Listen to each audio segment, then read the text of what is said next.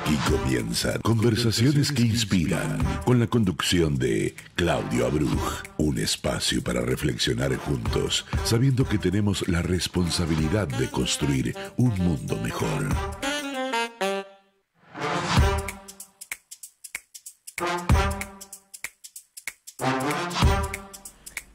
Buen día, ¿cómo están? Soy Claudio Abruj y me da muchísimo gusto volver a encontrarme con ustedes en este domingo aquí en Jai 96.3, dando inicio a una nueva entrega de Conversaciones que Inspiran. Un espacio, como ustedes saben y como bien dice la cortina que me presenta, pensado para conversar, dialogar, reflexionar en voz alta junto a personas, personalidades, personajes, como siempre digo, entre comillas, que hacen con su saber, su trabajo, su pensamiento, que nuestra sociedad esté cada día un poco mejor y vayamos superándonos entre todos y para bien.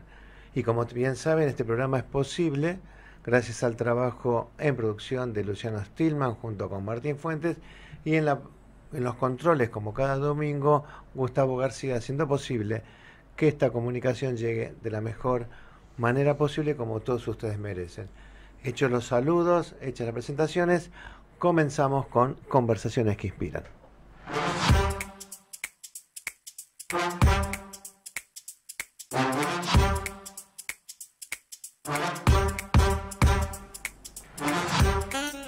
Y comenzamos Conversaciones que Inspiran en este bloque dedicado a lo que es la editorial, estas reflexiones en voz alta que comparto con ustedes. Y esta semana la quiero dedicar al Día Internacional del Voluntario, que se celebrará el próximo viernes 5 y que es motivo también de la entrevista que en un ratito voy a presentar y de lo que vamos a dialogar, pero que por estas cuestiones de que no hay casualidades sino causalidades, viene un arrastre de un trabajo de esta semana que pasó, en la cual tuve la suerte de disfrutar de 3 experiencias que vienen a cuento con este Día del Voluntario. Esta semana asistí a la presentación del libro Cartas para el Alma, Cartas para la Vida, que es un libro que publicó la Fundación Chabad Lubavitch, que lo presentó en el Ateneo de la calle Florida, el rabino Grumblat, junto con el escritor Birmacher, con el doctor Stoll. Después estuve en un desayuno que cerró el ciclo de este año 2025 de la Fundación Tzedakah y del programa de sobrevivientes del Holocausto. Y la semana terminó con el gran encuentro que hizo la DAIA por sus 90 años en el Teatro Colón, con la participación del presidente Milei y con la presentación de La Traviata. 3 encuentros muy significativos, pero ¿qué tienen que ver con esto que estoy planteando del Día del Voluntario? Son acciones que 3 organizaciones de la sociedad civil le brindan a la sociedad. No son los actos en sí mismos, sino quienes están detrás de ellos. Y detrás de ellos siempre hay gente, profesionales, dirigentes, rabinos, sobrevivientes, gente que desde la inspiración, desde el convencimiento de hacer el bien, de la motivación con los valores que mueven al ser humano, ponen lo mejor de sí en sus acciones para, como yo decía al principio, estemos nosotros cada día mejor. Y me parece que esto es lo que tenemos que celebrar. Las organizaciones de la sociedad civil son, en definitiva, creaciones humanas. Son lugares que unen, que mancomunan a las personas. Y en general lo que tenemos son buenas intenciones, que lo que se hace es plasmarlas en buenas acciones para que la gente lo disfrute. Entonces digo, tenemos que celebrar esta posibilidad que tenemos en la comunidad judía, ni hablar, pero en la sociedad, de que existan este tipo de asociaciones. Y en función de eso celebrar cada día el Día del Voluntario e invitar y motivarnos e inspirarnos, entregar un poco de nuestro tiempo, un rato. Y no se trata siempre de entregar lo económico. Lo económico no suple lo más importante, que es el esfuerzo, que es el pensamiento, que es la empatía, que es la solidaridad y es la necesidad que tenemos todos de estar uno junto al otro, uno con el otro. Y en este tiempo, donde todo el mundo parecería querer vendernos, sobre todo desde las redes sociales, la idea de bienestar no es mágica. La idea de bienestar se construye en compañía, en conjunto, en sociedad. Y por eso el Día del Voluntario es de suma importancia para celebrarlo, pero fundamentalmente para inspirarnos e involucrarnos. Seguimos con Conversaciones que Inspiran.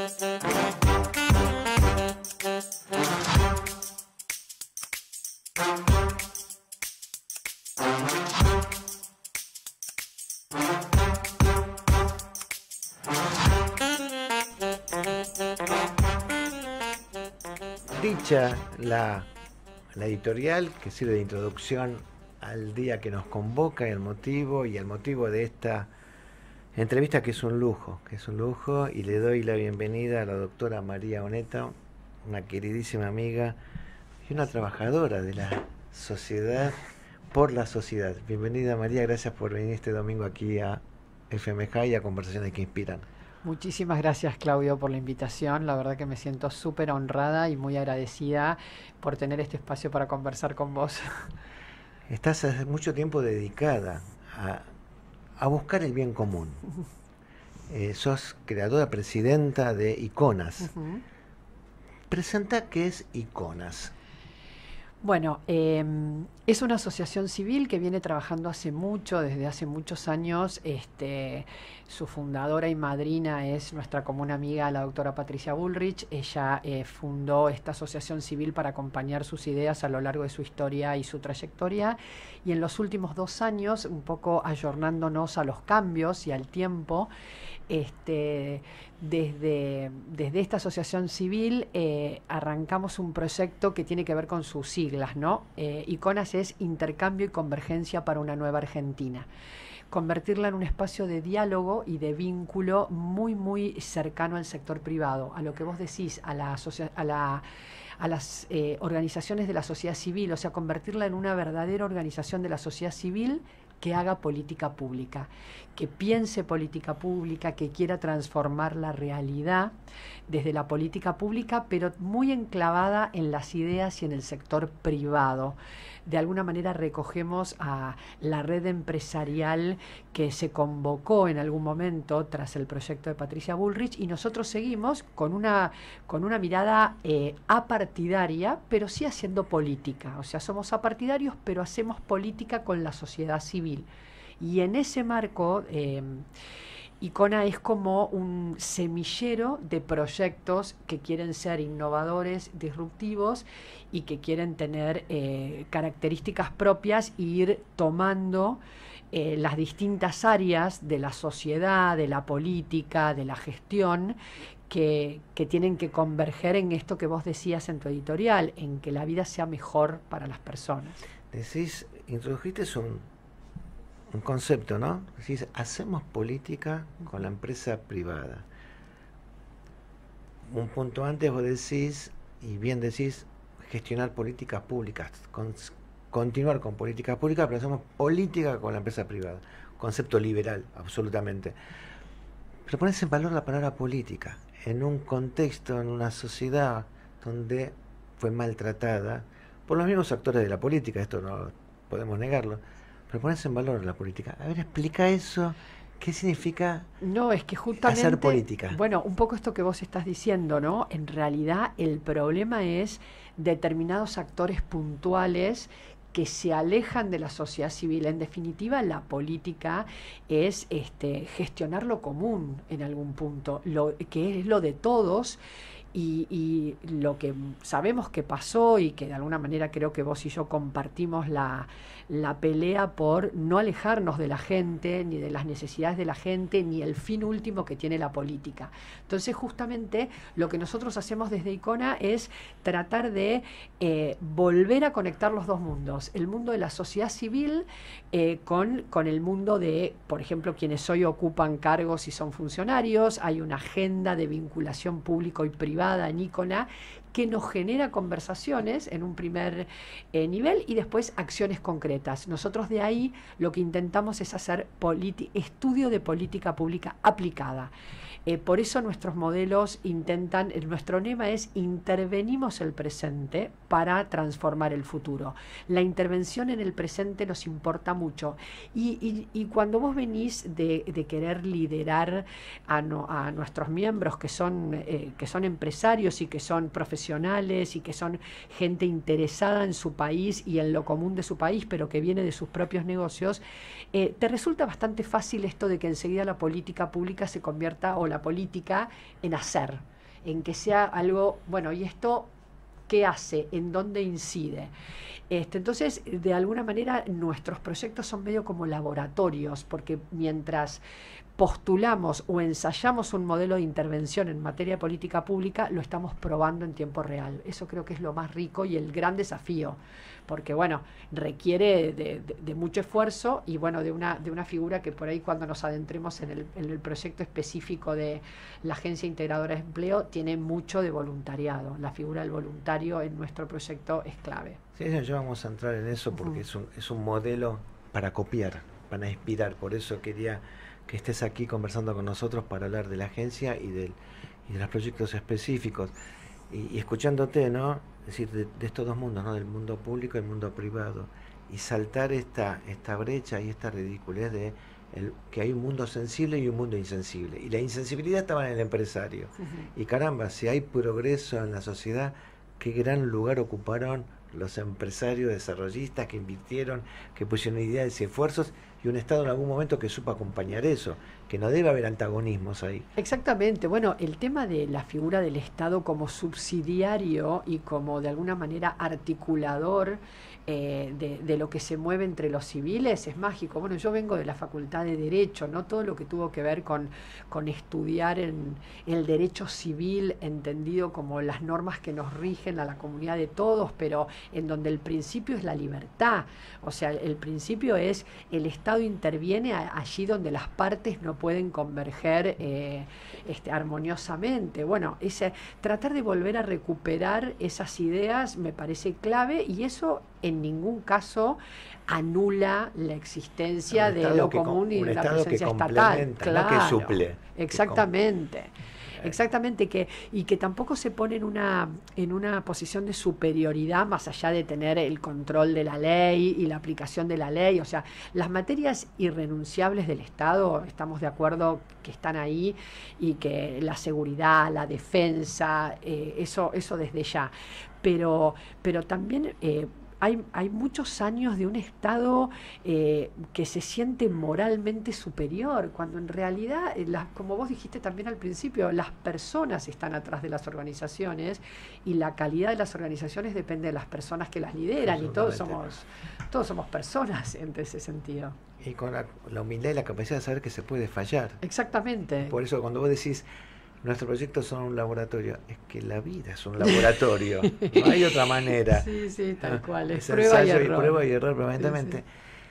Antes de meterme en el proyecto, nos interesa meternos en la persona y en el personaje. Estudiaste abogacía. Sí. Un abogado, y lo digo en general y que nadie se ofenda, trabaja con cosas duras, es rígido. ¿De dónde viene esta sensibilidad de dedicarte a este mundo social?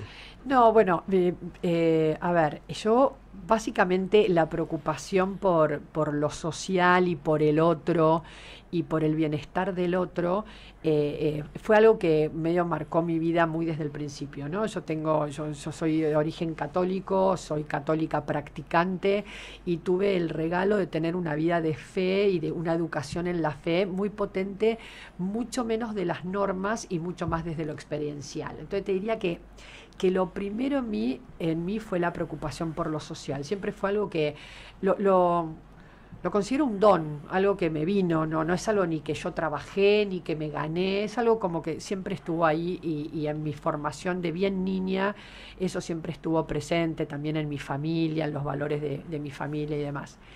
Después la abogacía vino como un instrumento. O sea, yo cursé la Facultad de Derecho, me enamoré de la ley en la Facultad de Derecho, pero básicamente yo entré a la Facultad de Derecho porque sentí que era un instrumento válido, era una herramienta para poder, bueno, en ese momento así bien soñadoramente, causas perdidas, ¿no? Entonces, la abogacía fue ese instrumento que usé mucho tiempo y que de alguna manera en el Estado, porque mi trayectoria es de casi 25 años de técnica del Estado, o sea, yo siempre trabajé, bueno, es una función que vos conocés bien, acompañando a algún funcionario de bien que quisiera hacer las cosas conforme las leyes y que por ahí quizá no tuviera, sí tuviera conocimientos en la materia que le tocaba liderar, pero no tuviera los conocimientos técnicos. Bueno, yo siempre fui ese agente del Estado. ¿En qué área? En diversas, o sea, lo que me permitió acompañar a distintas gestiones y a distintos funcionarios es que no fui una abogada de carrera en un área específica. Ahí donde se necesitaba llegar con una mano técnico-administrativo-legal, bueno, yo me hice como una fama de que era buena acompañando esos procesos y me especialicé en eso porque me gustó mucho. Ahí, trabajando para el Estado desde esa función técnica, concilié esto que me preguntabas de la abogacía con lo social. Hay una anécdota que siempre me gusta contar. En un momento me tocó trabajar en la Secretaría de Salud del Gobierno de la ciudad, todavía era secretaría, no ministerio, en un área de recursos humanos, y nombramos como un lote de 33 o un poquito más, 60 enfermeras para los 33 hospitales públicos de la ciudad. Era así, 60 enfermeras. Bueno, que fue una gran revolución el nombramiento de 60 enfermeras. Y todo el mundo, o sea, yo participé activamente del proceso de selección en todo lo que tenía que ver con lo administrativo legal. Y la gente me decía, ¿no querés ir al hospital a conocer a esas enfermeras? Y yo decía, yo creo que ya las conozco de lo que había sido tramitar. Y a mis equipos a lo largo de los años los seguí formando en esto de cuando vos participas activamente con una herramienta técnica de algo que está sucediendo en la realidad y sabés qué está pasando, por ahí vos no necesitas verlo para saber qué está sucediendo. Así que bueno, esa es un poco mi historia.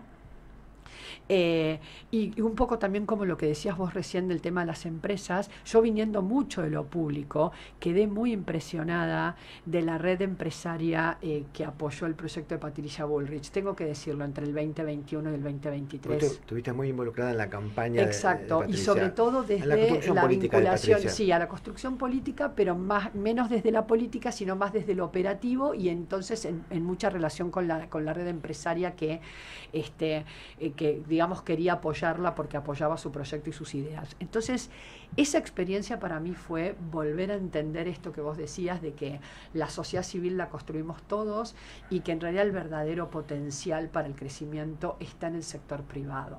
El Estado tiene que acompañar y tiene que hoy por hoy tiene el enorme desafío de entender a dónde puede generarles valor, porque yo creo que muchos años de mal desempeño o de gobiernos que se quedaron cómodos en los cargos y no en la tarea que venían a llevar, hizo que el propio sector productivo se regulara solo. O sea, yo me acuerdo siempre una anécdota de la campaña, es que cuando Patricia se sentaba con los empresarios, lo que le decían, no te pedimos nada, te pedimos que no nos molesten. Claro. Imagínate, en el 2020, 2021, pedían eso, pedían que no los molesten, que los dejen hacer. Entonces, el ámbito público también hoy tiene el gran desafío de saber para qué está y volver a sus funciones esenciales, que esas sí son irrenunciables y que nadie las puede hacer por él. Que decimos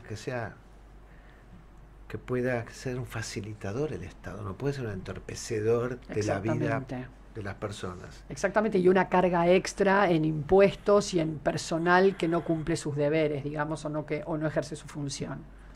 Y que bueno, ¿no? Porque trabajaste con toda esta red de empresarios, concluye el periodo electoral con el resultado que fue, que salió electo el presidente Milei. Esos empresarios tienen que salir de esa frustración, entre comillas, y bueno, estuve esforzándome, no llegué. Y desde el otro lado, desde ustedes, decía, bueno, ¿qué hacemos con todo este capital humano? Exactamente, bueno, Ahí en vino todo el esa, desafío, ¿no? claro, ese fue el diálogo, de hecho, ese fue el diálogo con Patricia, o sea, cómo mantener y rescatar y desde dónde hacer un aporte. Y así surgió la versión de esta asociación civil que devino en Icona.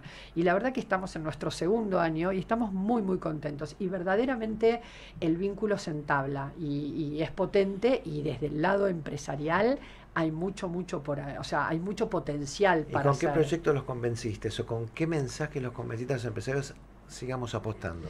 Bueno, un poco, básicamente presentarles, podemos unir lo mejor de los dos mundos. O sea, esa es un poco la propuesta de Icona. Los funcionarios y las personas que se acercan a Icona tienen que tener un mensaje claro, y o sea, no es, en Icona se hacen conversaciones, bueno, como esta que estamos teniendo nosotros, ¿no? Que van un poquito más a lo profundo.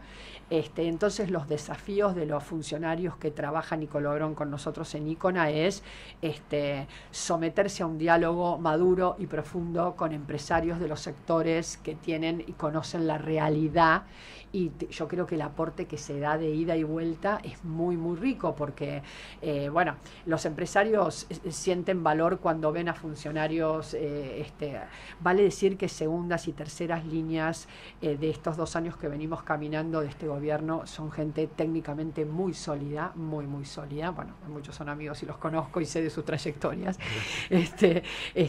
pero me impresionaron otros que no conocía verdaderamente. Este año vino Horacio Marín de YPF, Federico Sturzenegger, gente más conocida y quizá menos conocida, Bausili del Banco Central, Pablo Quirno.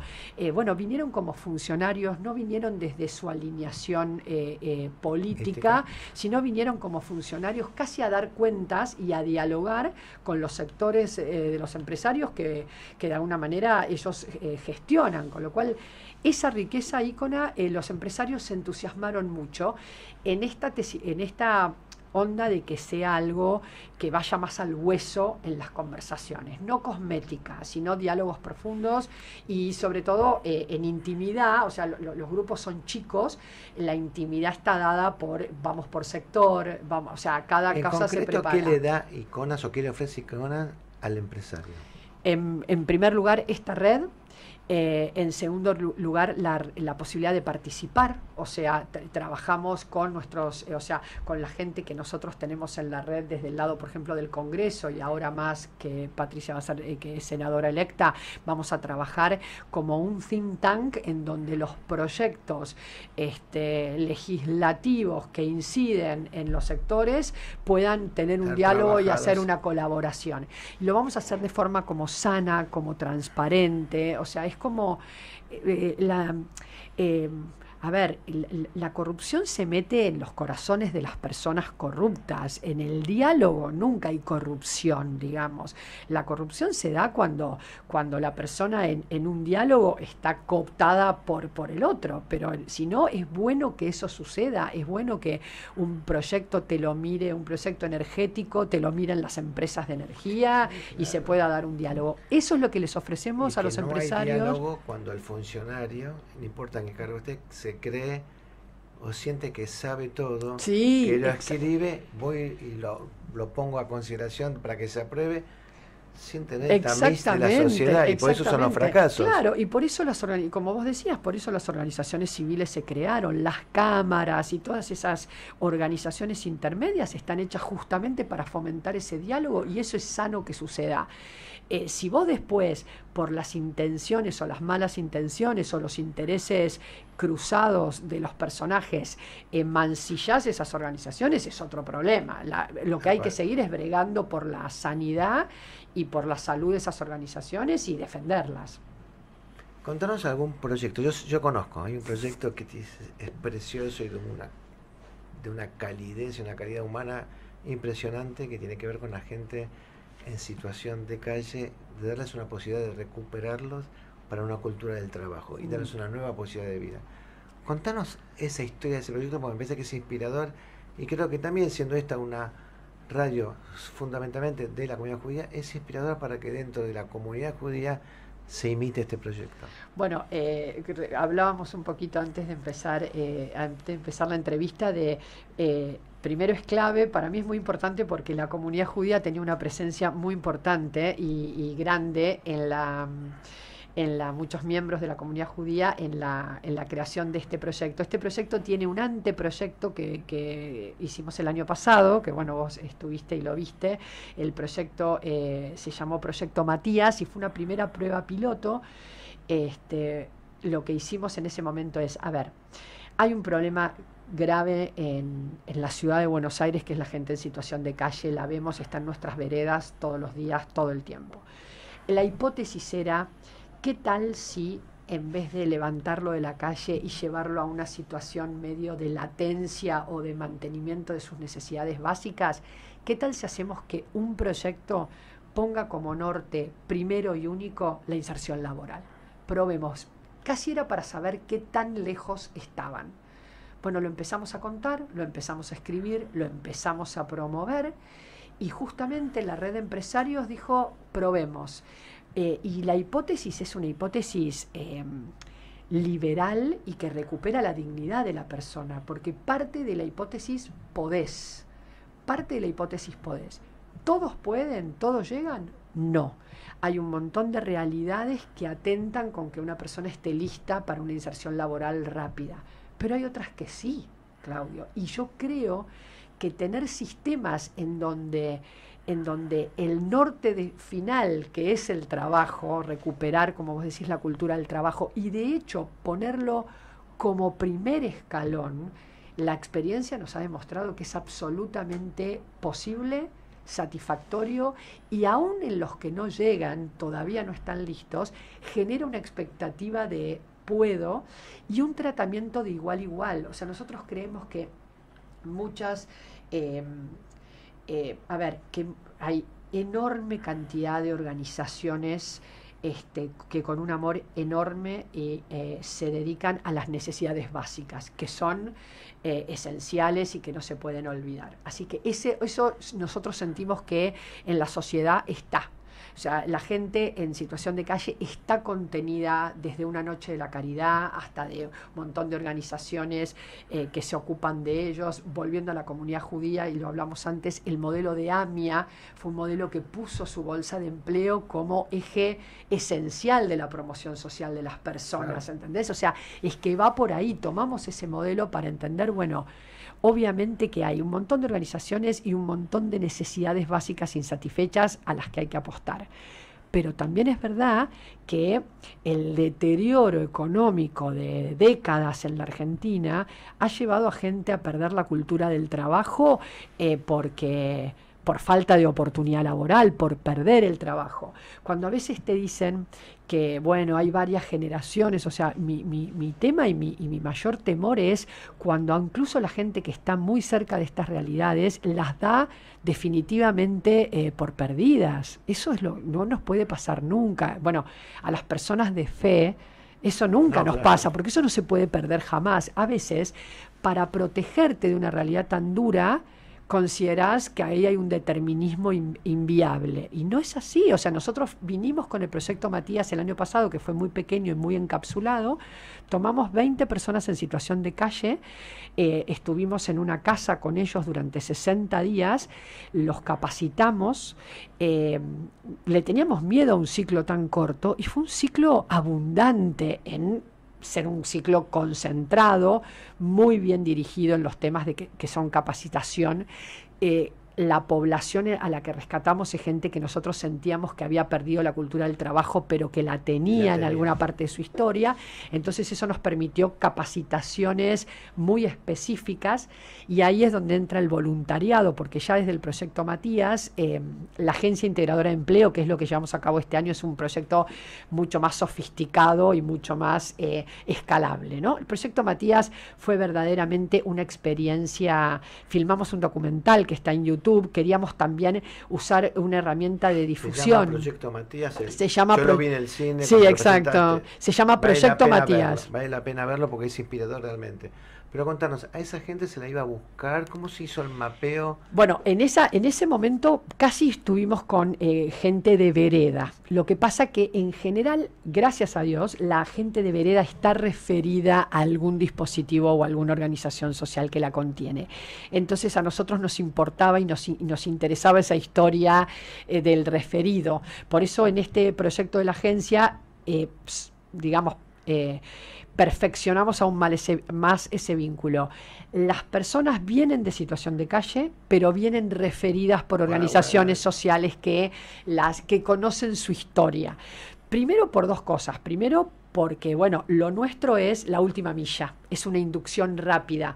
Nosotros que ese es nuestro valor agregado y eso es lo que las organizaciones valoran de ICONA y de la Agencia Integradora de Empleo. Nosotros lo que trabajamos mucho es el vínculo con la red de empresarios. Nosotros acercamos a la red de empresarios y lo que hacemos es esa última milla con mucha conciencia de lo que el empresario necesita para darle la oportunidad, en términos de habilidades blandas, de compromiso, de contención.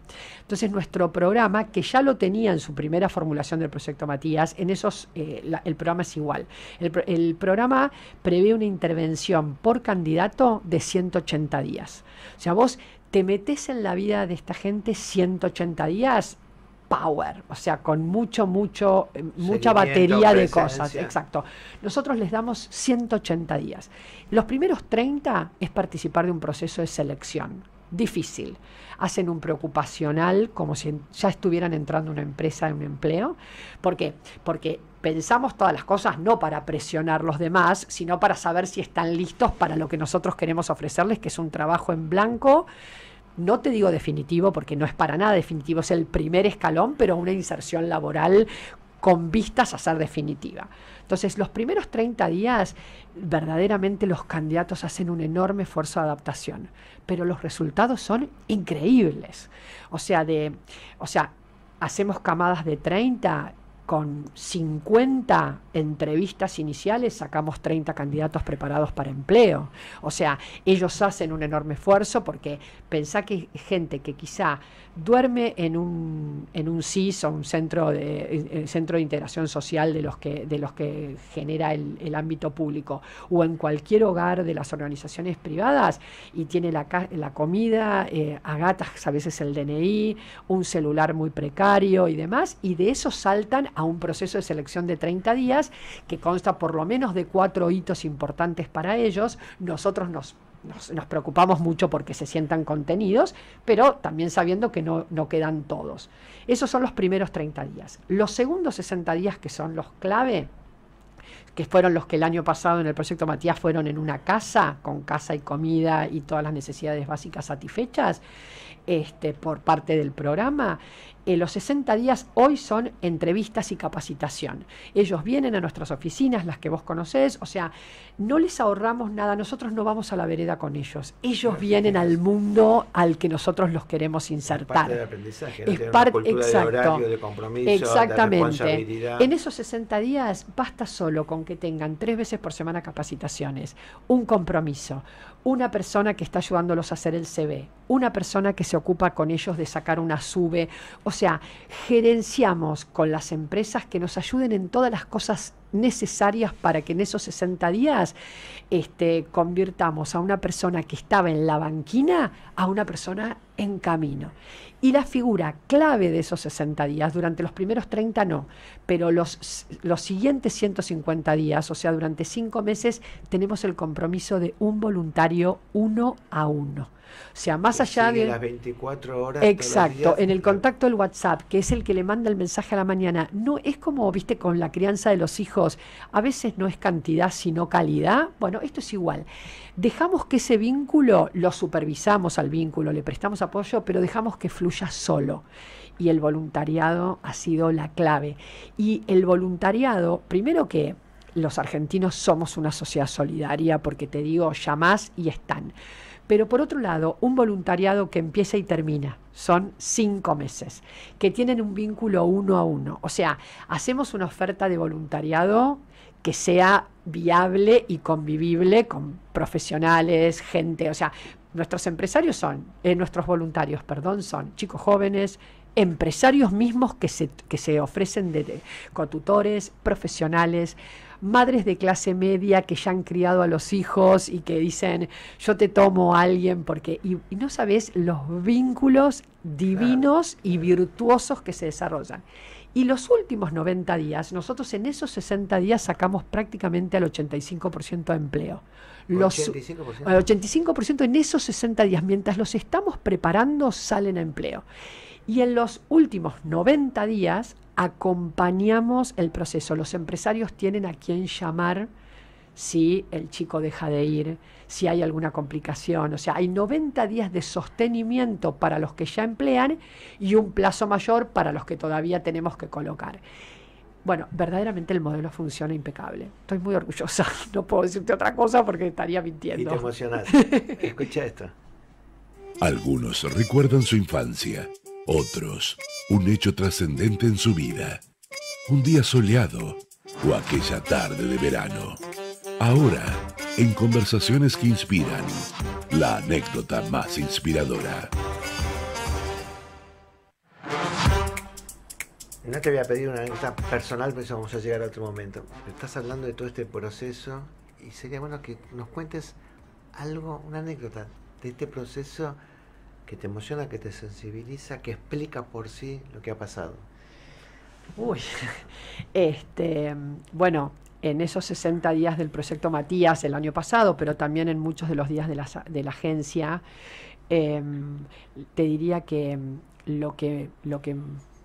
el hito más significativo es ver cómo al principio tienen miedo, cómo el miedo se transforma en una confianza absoluta. Hay una cosa que está en el documental, porque yo la digo, un muchacho que estaba en la calle, Mariano Cerdeira, que consiguió con nosotros empleo, cuando entró al proyecto Matías y nosotros a veces tomábamos mate con ellos y les preguntaban, me decían que ellos en el parador en donde estaban, les decían que no vinieran al proyecto con nosotros porque íbamos a donarles los órganos. Era una donación de órganos. O sea, la anécdota es pasar de ese miedo que ellos vencieron y se animaron a una amistad.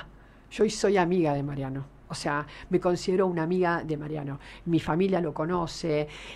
Bueno, de esas te podría numerar personales 20 o 30. ¿Está trabajando Mariano? Mariano está trabajando en un restaurante de comida china, pasó por unas instancias anteriores con nosotros, trabajó en Villadagri en una empresa de pastas, después trabajó en un servicio de limpieza de una clínica y finalmente por su propia cuenta consiguió un trabajo en un restaurante y vive con otros compañeros de lo que fue el proyecto Matías. Está en el documental y yo cuento esto de, mirá si no tenían miedo, que creían que les íbamos a sacar los órganos, y pasamos de eso a una relación de amistad y confianza. ¿Él estaba en situación de calle? Sí, totalmente, en la Redonda de Belgrano. La Redonda de Belgrano. Sí. Él había perdido, o sea, ¿cómo llega a la situación de calle? Bueno, él, o sea, muchos, no es solo el caso de él en particular, pero además, gente sobre todo que viene de trabajar, cuando queda afuera, la pandemia fue muy, muy difícil para ellos. Yo también ahí,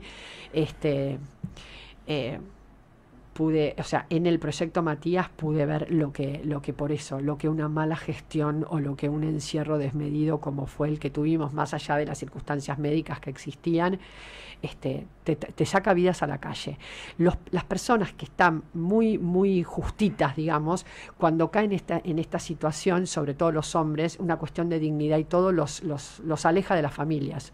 O sea, ellos se van por la vergüenza de no poder sostener y haber perdido el trabajo. Muchos casos parten por ahí, han perdido la vinculación con los hijos, han perdido la vinculación con las parejas, termina siendo insostenible la vida porque no hay dinero, entonces el hombre mayormente se larga a la calle, ¿viste? Corta amarras, digamos.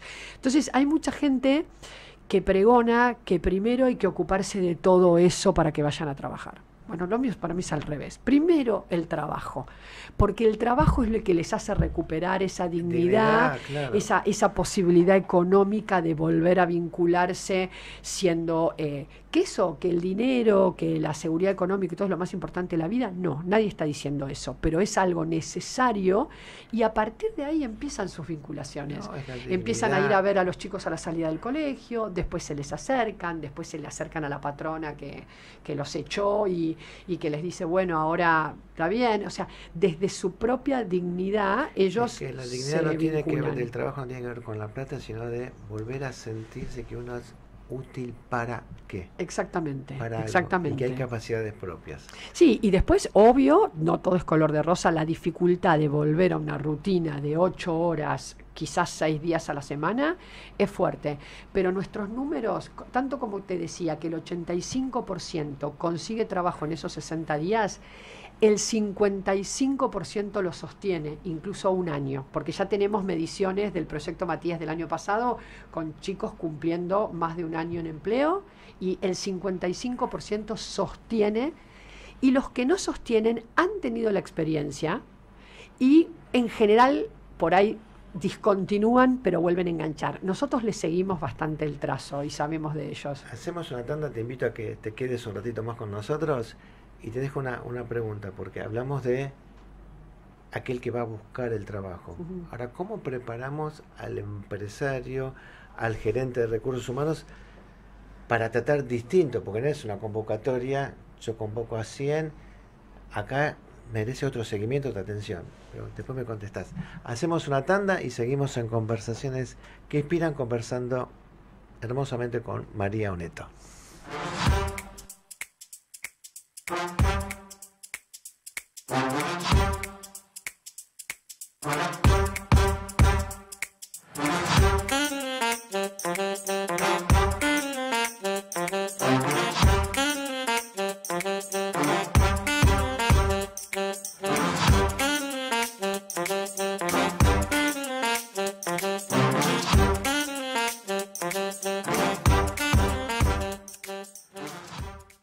Transmite LRL 331 para su canal de frecuencia 242.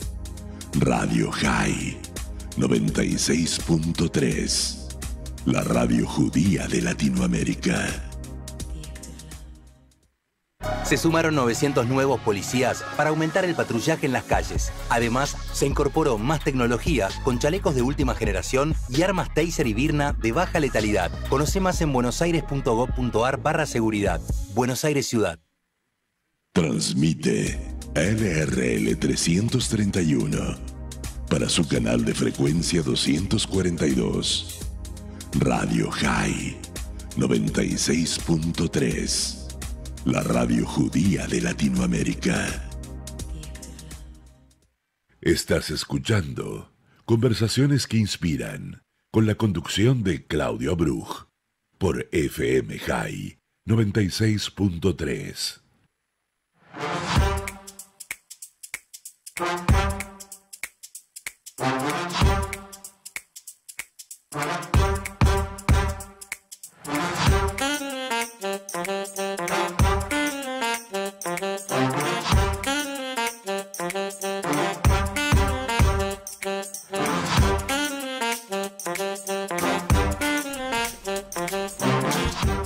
Seguimos en Conversaciones que Inspiran y seguimos metidos en la conversación, que es muy interesante, y me ha quedado una pregunta. ¿Cómo se prepara también la empresa para recibir a alguien que se reinserta en el trabajo? Bueno, la pregunta es buenísima porque sí, verdaderamente se necesita un tratamiento especial también desde el lado de las empresas. O sea, te diría que en cuanto a la capacidad técnica, primero hay muchos que vienen con cultura del trabajo anterior. En general los rubros son limpieza, gastronomía, logística. Este es un primer empleo para reinsertarte.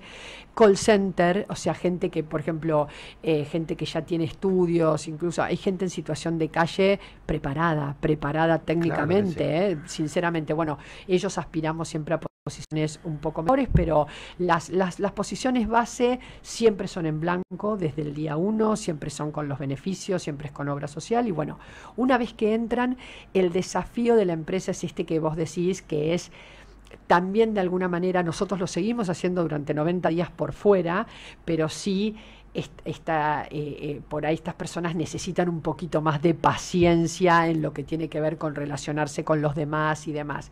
Y después, lo que te contaba un poco, las áreas de recursos humanos tienen como también tienen que generar la habilidad de que la persona no quede excesivamente estigmatizada por su pasado. En general lo manejan bien, porque las empresas de servicios esenciales ya tienen mucha experiencia. No hay tanta diferencia, que eso es otra cosa que por ahí de la descripción anterior no surgió, pero tiene que ver un poco casi con la anécdota, ¿no? Es impresionante, Claudio, impresionante la capacidad de adaptación que tiene el ser humano. O sea, la capacidad de adaptación de gente que por ahí ha estado en calle, el tratamiento, cómo enseguida se ponen a tono del ambiente en el que están, cómo el ser humano, claramente el ser humano es el animal más adaptado. Entonces, eso ayuda mucho. Yo te diría que ellos hacen un alto y gran esfuerzo de adaptación, y eso entonces hace que a las empresas les resulte más fácil, aunque no deja de ser un desafío. Claramente. Aparte, esto de la adaptabilidad, pero las ganas que le pone aquel que vuelve a encontrarse con ese mundo perdido y esa potencialidad de decir, yo puedo, debe ser fantástico. Te digo lo que los empresarios más rescatan de este tipo de gente, la lealtad. Porque ellos dicen, claro, ellos sienten que te la deben mucho más que por ahí un chico joven o alguien, viste, estos chicos que por ahí entran y salen y que no tienen un compromiso. Ese es el otro tema que tenemos en la sociedad, ¿no? Lo débil que son los compromisos en las nuevas generaciones, comparado con lo que era nuestra cultura y con lo que aprendimos, ¿no? Exactamente. Te diría que viste, una dificultad iba a ser con los más 50 que trajimos de la calle. La agencia nunca tuvo limitante de edad, salvo que, pues, bueno, sí edad de poder trabajar, y nuestros hombres y mujeres de arriba de 50 consiguen trabajo. Te propongo un juego. Lo bueno, si breve, 2 veces bueno. Ahora en Conversaciones que Inspiran, el ping-pong de preguntas y respuestas. Dije juego porque la idea es conocer, como hacemos siempre, a la persona detrás del personaje. Ya nos contaste que estudiaste abogacía y que venís de una familia de valores religiosos. ¿La primaria, tu formación, de dónde viene? ¿Dónde hice la primaria? Sí. Colegio Adoratrices de Capital Federal. ¿Sos lectora? Sí. ¿Qué te gusta leer? Las novelas, me gustan mucho las novelas policiales, me gusta Mankell, Fred Vargas, todos los autores policiales me gustan mucho, me gustan los clásicos y me gusta la novela histórica bien documentada. ¿Estás leyendo algo en especial ahora? Ahora estoy leyendo Flashman, es una especie de personaje que ha inspirado muchas películas, que es MacGregor Fraser, creo que se llama el inglés que la escribió. Es una especie de pícaro que corre aventuras. Me gusta mucho la novela, ¿no? Todo lo que tenga que ver aparte con la acción. Me gusta Pérez Reverte, por ejemplo, para hacerte uno de nuestra lengua. Pérez Reverte me encanta. Tenés que leer Para siempre de Claudia Bruch.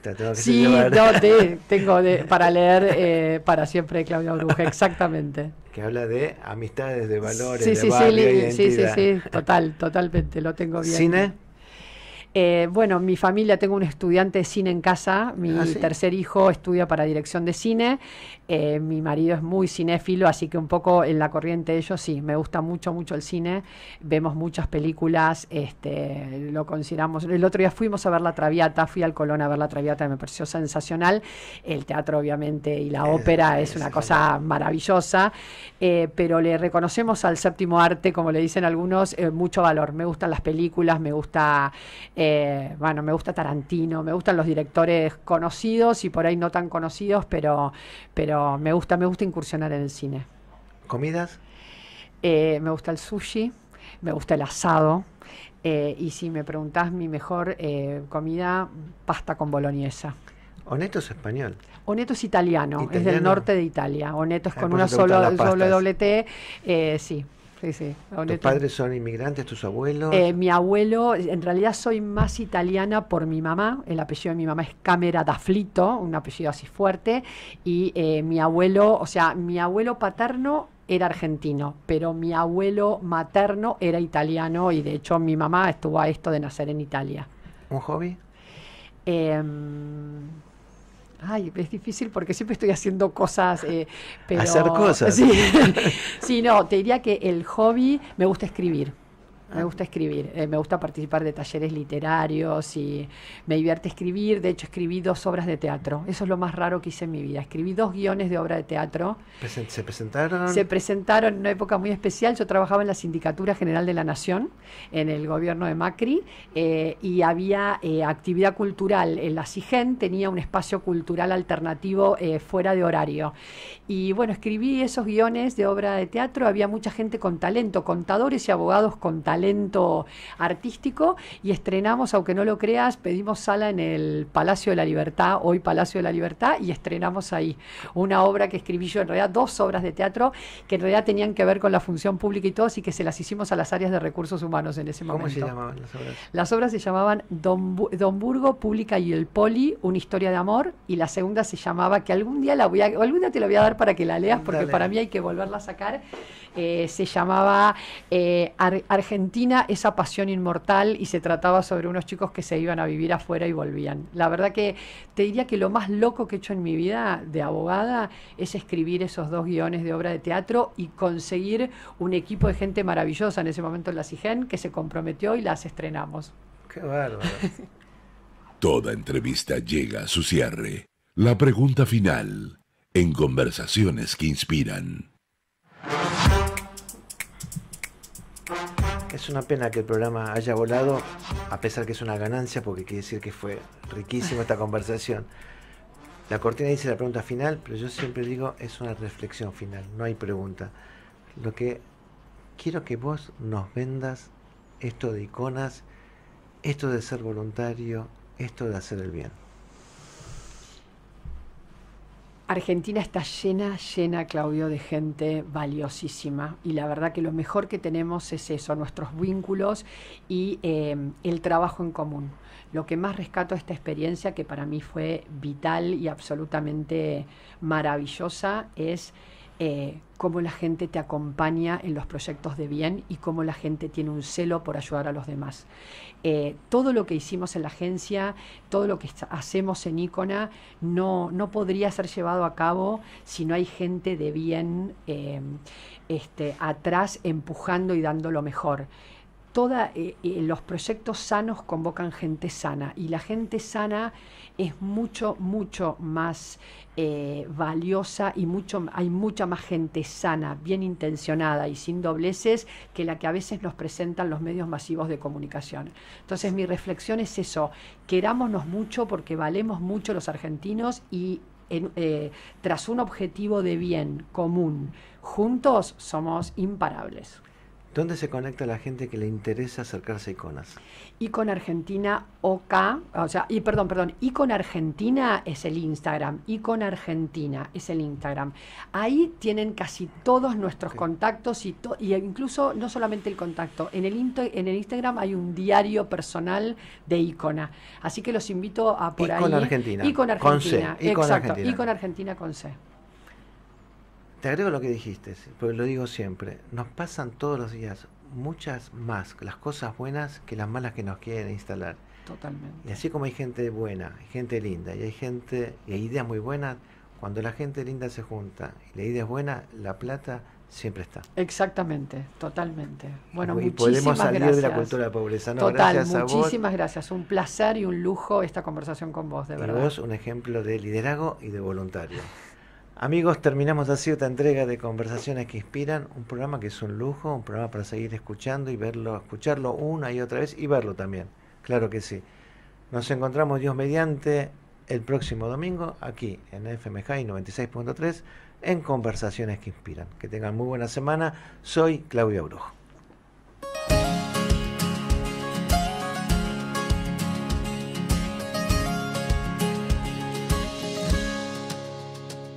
Yo no voy a avergonzarme de estas lágrimas, ni callar mi corazón, ni rendirme en el perdón, porque es sincero lo que soy. No bajaré mi bandera.